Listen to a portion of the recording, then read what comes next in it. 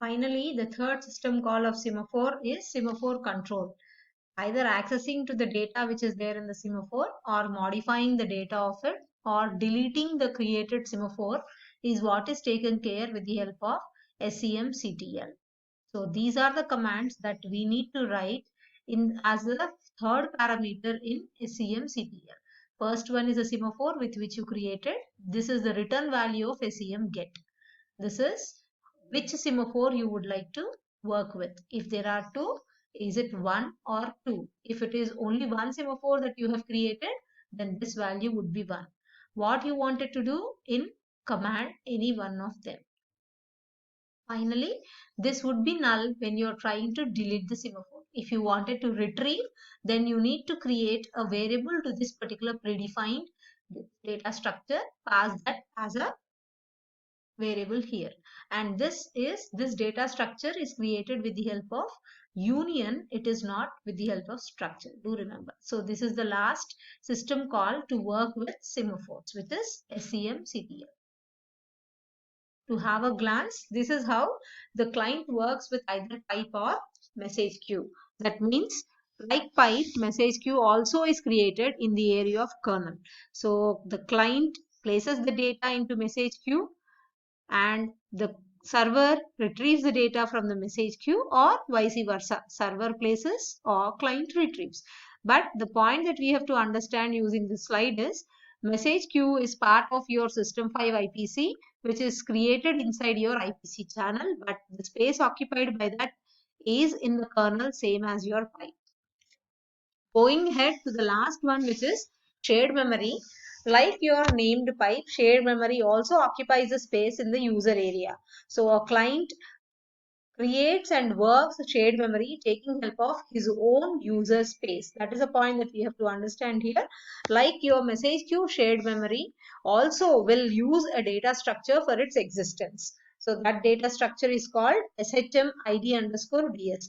Have a glance at various areas which are part of this particular data structure. As I was telling you earlier, shared memory is going to behave or work like a buffer. It is a block of space which is being allotted by the kernel, in which a user process can place the data, another user process can retrieve the data. So it's a block. So it's a segment of space which is being provided to it.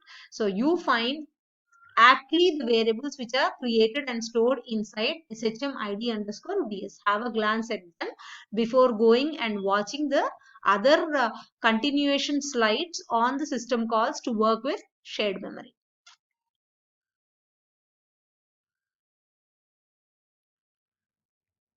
The very first system call to work with shared memory is SHM get, which will either access the existing one or goes for creating it.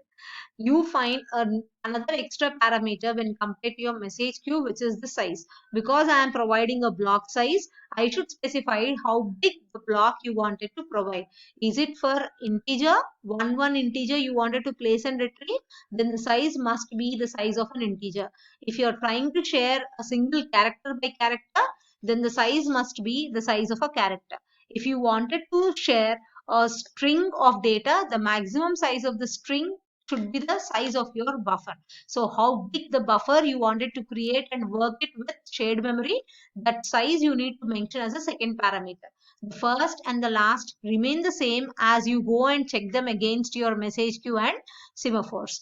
These are the errors which are generated when your SHM get does not function properly. The reason of their non-functionality by setting these errors is what is specified beside. Just have a glance and understand.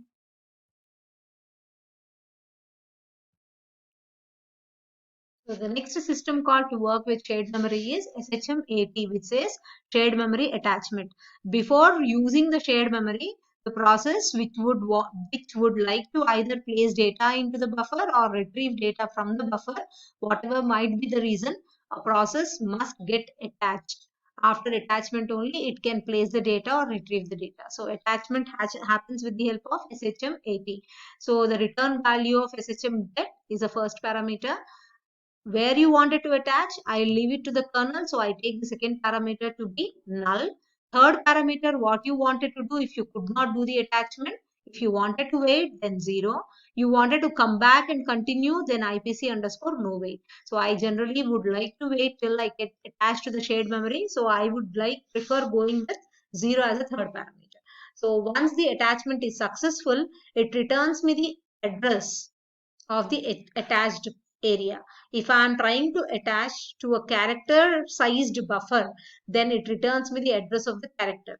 If I am trying to attach myself to an integer buffer, then it returns me the address of the integer. So appropriately, what type of data you are trying to place, accordingly it returns me the address of that data type. So after I get attached, I do the job of either writing data into it or retrieving data from it. At the end, once I finish my job, I need to do the job of detachment. So detachment takes the address, which is the return value of SHM-80. So in whichever variable you have stored this address, that need to be passed as a parameter while you're detaching with the help of SHM-DT.